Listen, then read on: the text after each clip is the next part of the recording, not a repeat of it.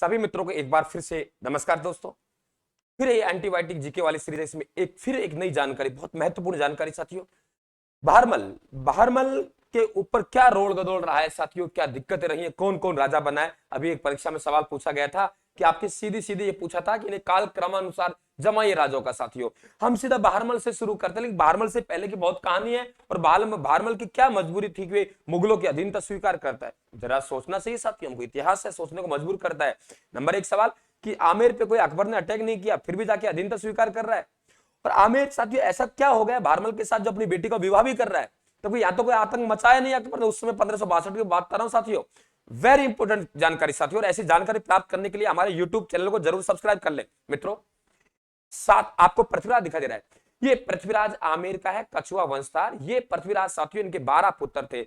12 पुत्रों को पृथ्वीराज ने 12 भागों में बांट दिया, तो इसे 12 कोठड़ी कहते थे आमेर को। जिस प्रकार से राव जोधा के समय मेरे मित्रों, राव जोधा के समय आप लोगों को मारवाड़ को 9 कुंटी मारवाड़ कहते थे, ठीक उसी प्रकार से पृथ्वीराज के समय आमेर को आपके 12 कोठड़ी कहते हैं साथियों। ये पृथ्वीराज कछुआ है साथियों, वही है आप लोगों को जो महाराणा सांगा के साथ खानवा के युद्ध में लड़ने के लिए जाता है साथियों। और देखिए आप लिख रखा है कि चतुरनाथ के शिष्य थे। इनकी रानी साथियों बालाबाई के गुरु थे कृष्णदास प्यारी, का आप नाम सुना होगा, जो आपके रामानंदी संप्रदाय गलता जयपुर के साथियों। खानवा के युद्ध में महाराणा सांगा के साथ भाग लिया। इंपॉर्टेंट ये है, देखिए इसका जो छोटा पुत्र है मित्रों, ये देखिए ये छोटा पुत्र है। ये साथियों आपका छोटा पुत्र है ना, ये छोटा पुत्र है, ये आपके बालाबाई का बेटा था साथियों। तो बीकानेर की राजकुमारी बालाबाई के पुत्र को उत्तराधिकारी घोषित किया पूरनमल को, जबकि भीमदेव बड़ा था। मेरे मित्रों विवाद पैदा कर लिया कि भीमदेव बड़ा था तबकि छोटा कौन था, पूरनमल। उत्तराधिकारी किसको बनाया है, पूरनमल को। वेरी इंपॉर्टेंट क्रम ध्यान रखना आप लोगों को। ऐसी जानकारी साथियों जो आप लोग किताबों में ढूंढते फिर रहे हो वहां नहीं मिलेगी आप लोगों को। देखिए पूरनमल साथियों 1527 में 33 तक राजा रहा मित्रों। ये भीमदेव को कि ऐसा है पूरनमल तेरा कोई मतलब ही नहीं था, बड़ा तो मैं था साथियों। भीमदेव लगातार देख रहा है कि मैं राजा कैसे बनूं। एक दिन भी आया साथियों कि भीमदेव ने पूरनमल को पराजित किया और मित्रों आपका 1 नंबर पे राजा बना और 2 नंबर पे कौन बन गया, आपका भीमदेव। भीमदेव राजा बना साथियों। भीमदेव की मृत्यु के बाद में राजा कौन बना, रतन सिंह। साथियों रतन सिंह एक इस तरीके से आलसी प्रवृत्ति का राजा था। इनके शासन की जो देखभाल करता था साथियों, वे आपके कौन करता था, तेजस्वी राय मल्होत्रा। ठीक है भाई। अब सबसे इंपॉर्टेंट बात साथियों, इनके चाचा जो भारमल है, देखिए पूर्णमल राजा बन गया, भीमदेव राजा बन गया। भीमदेव के बाद भीमदेव का बेटा रतन सिंह राजा बना।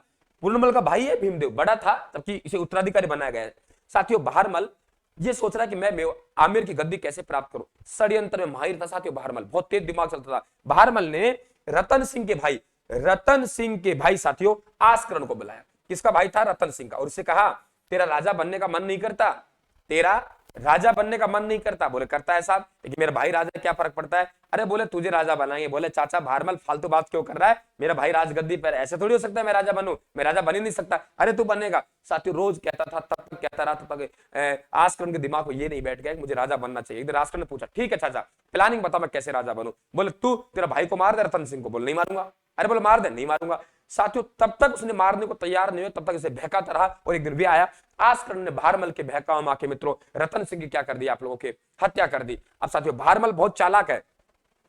भारमल देखिए भारमल बहुत चालाक है। भारमल ने क्या कहा साथियों, इस आस्करण पर आप लोगों राजद्रोह का आरोप लगाया। ओ देखो देखो देखो आस्करण ने अपने भाई को मार दिया, देखो देखो आस्करण ने अपने रतन सिंह को मार दिया। साथियों इस बेचारा को भगा दिया और कूटनीति से गद्दी कौन प्राप्त कर लेता है, भारमल। साथियों तो ध्यान रखना, आपको क्रम पता होना चाहिए। ये आपका 3 नंबर हो गया, ये आपका 4 नंबर हो गया। 4 नंबर पे भारमल राजा बन रहा है। Very important question. भारमल के पिता जो आपसे नहीं आता था वे पृथ्वीराज था। पृथ्वीराज साथियों खानवा के युद्ध में था और इनके बाद राजा बना इनका पूर्णमल, छोटा था। पूर्णमल को पराजित करके भीमदेव राजा बना। भीमदेव के बाद रतन सिंह राजा बना। रतन सिंह के बाद भारमल बना। ऐसे सवाल आपसे पूछेंगे साथियों, क्रम में बना रहना है, सीरीज में लगातार बना रहना है। और राजस्थान यूट्यूब चैनल को सब्सक्राइब जरूर कर लेना साथियों। अब देखिए मित्रों, एक रूपसी बैरागी, ये रूपसी बैरागी साथियों दोसा है। अब देखिए बात आती है अकबर की, ये अधीनता स्वीकार क्यों करता है मित्रों अकबर की अधीनता स्वीकार करना इसकी मजबूरी है। क्यों, देखिए बहुत ध्यान सुनना। अकबर आपका दिल्ली का बादशाह बनेगा साथियों। ये पूर्णमल है, ये पूर्णमल का बेटा है जिसका नाम सूजा वगैरह है, मेरे ध्यान में आ रहा है।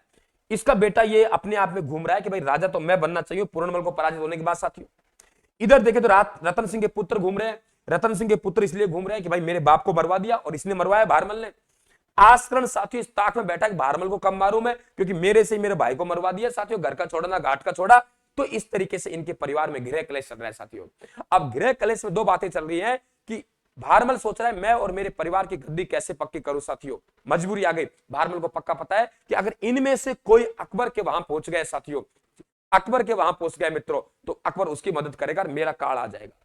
साथियों प्रयास कर रहे हैं। तो ये जो भारमल है, ये भारमल आपके मजनू खां की मुलाकात 1556 में दिल्ली मुलाकात करता है, बाकी साथी चगताई खां से मुलाकात करता है, और ये गृह क्लेश के कारण कि ये लोग अकबर के पास ना चले जाए साथियों, इसलिए 1562 में आपके भारमल ने अधीनता स्वीकार की। अब आपके समझ में आ गया होगा, कहते हैं भारमल ने अधीनता स्वीकार की। अरे यार वजह थी उसके पीछे, बहुत बड़ी वजह थी। अगर भारमल की अधीनता स्वीकार नहीं करते और साथियों ये वहां पहुंच जाते तो भारमल को उखाड़ के फेंक देते। और अपने परिवार की गद्दी पक्की करने के लिए साथियों, अपने वंशजों की, भारमल ने अपनी बेटी का विवाह भी अकबर से कर दिया था साथियों। इतना ही नहीं, अपने बेटे भगवान दास और पोते मान सिंह को 1562 में अकबर की सेवा में भेज दिया था। मान सिंह तो मात्र साथियों 12 वर्ष का था।